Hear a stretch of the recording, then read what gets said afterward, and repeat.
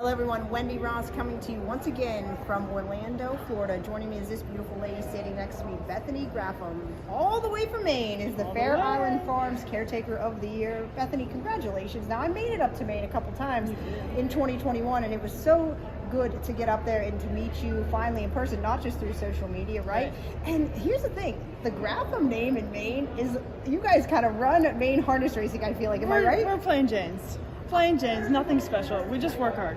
That's all. Well, speaking of working hard, you certainly do that. And tell us what it means to you to be awarded Caretaker of the Year for 2023. Well, it's super special. I mean, I didn't expect it, and I appreciate everybody who nominated me, and they voted for me, and it's pretty nice. Well, I certainly think you deserve it, that's for sure. And tell us a little bit about what you do, how many horses you take care of, and how it all tied in. Well, it's a family-run farm. I have my dad, my brother. We have our team behind us, and we got from babies to stallions to old broodmares and everything in between. We have about 50 horses on the farm right now, so 20 of them are in training, soon to be 28 when the 3-year-olds start back up. One thing I love is the caretakers. I feel they're such an essential part of all of the horses throughout our sport, and to be standing here, to be voted the head of amongst all of them, I know it has to be so special.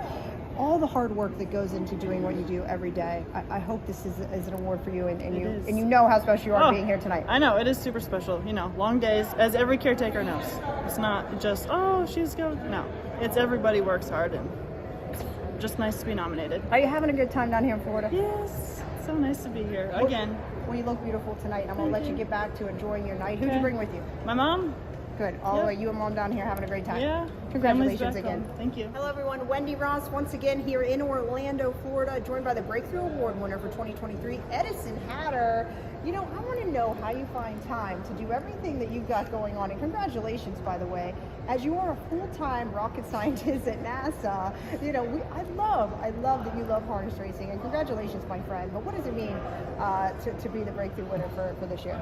Well, thank you, Wendy. It's such a great honor to have this award, especially following in a lot of my Meadowlands colleagues' footsteps, from Jason Settlemore to Jessica Haughton. Mike Tanner was in there as well. Gabe Pruitt, a lot of great names to follow in the footsteps of. So it's just such a great honor to receive this from the voters, and happy to be here in Orlando to accept it tonight. So one thing I wondered, and some of our colleagues at US Trotting always wonder, like, how do you do everything you do? Of course, you have your full-time job, right? So take us through kind of like a little typical day from you, maybe from, let's say, a Friday or a Saturday, from 9 a.m. to midnight. Yeah, it's funny. I just told my cousins at lunch today here in Orlando that I can't wait for the summers. I only work 60 hours a week instead of 100, so it's definitely something. But early Friday morning, we'll start waking up where I live in D.C., right by Laurel, Maryland. Drive to Freehold, announce at Freehold, drive to Meadowlands, take care of Meadowlands business, go to bed up there, stay at the Meadowlands. Repeat Saturday, Freehold again, then back up to the Meadowlands. Wake up Sunday morning. Sundays may be the one loose day. Depends what I've got going on. Most days just kind of get home at a decent hour, but I might do something fun up around New York, or come back down towards Maryland and hang out with friends if I have a little bit of free time. And then Monday to Thursday is mostly just working NASA, and now, of course, with the new job, it gets even a little bit busier with Tuesday and Wednesday nights, just crunching numbers and morning lines and program comments for Meadowlands. When you're saying morning line, that is the new job that you've taken over here, of course, since the fall, being the morning lines odds maker at the Meadowlands, and your guys' handle's been up, so I think you're doing a good job.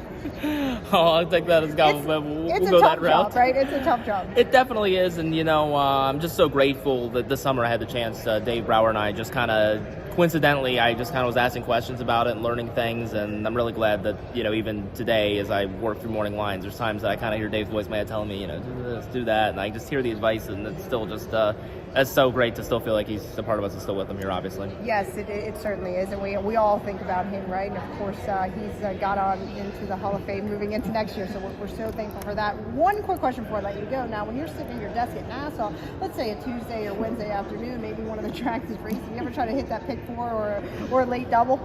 No, we're good and disciplined. I stick to what I got to do. For that matter, it even takes discipline like Tuesday nights or Wednesday nights at home, making morning lines to make sure I stay focused on that and don't tune back into Rosecroft or something else going on. So no, I'm disciplined and take care of the work when it needs to get done. Eddison, congratulations on all your success, and we wish you a ton more. Thank you, Wendy. Hello everyone, Wendy Ross once again coming to you from Orlando, Florida. Joining me is this young gentleman next to you. Well, not so young anymore. Happy birthday.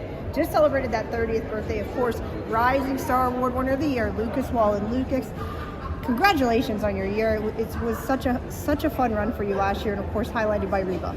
Yeah, absolutely. Thank you very much. It's been a fantastic year on all the sides.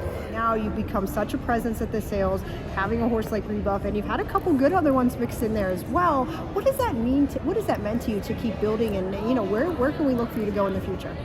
Yeah, it mean everything, and the first thing is the owners, that invest so much money in the horses and trusting myself and the team, and without owners you're nobody. So that's the main thing, and to have so good people working for you as I have right now. So we have 35 horses, 27 babies, so it's looking good. Good for you. Now 2022, it had some highs. You had some lows. Take us through kind of that roller coaster, how it was, and kind of how you felt the year went overall. Yeah, it's always a roller coaster with horses, and overall it was very good. We wanted to win the Hambo, and it was the first try for us, and that didn't go as we wanted, but it's not that easy, and we learned a lot during the season, and overall Rebuff have learned us so much. So it's. Like I said, overall it was a very good year, and to win the Futurity at the end of the year was very nice. Speaking of the Futurity, our photographer for Hoofbeats, Mark Hall, captured such a photo with you with Rebuff, you just kissing him in that moment. That is the emotional bond you and that horse had, and the tie you had. Yeah, no, it is. I am a little bit emotional, and especially people started to question about him, and when he won that race, it felt so good. So not only is a Rising Star Award winner, we just turned 30, but your biggest accomplishment is you got married last year, of course, to Michaela Nylander's, now Michaela Wallin, but you had your son Mason. I finally got to meet him. What a bundle of joy. What does it mean to you to be a new dad? Yeah, everything. It's that means everything. So it's when you go to the races here in the summer and fall and everything, you want to win every single race, but it's much.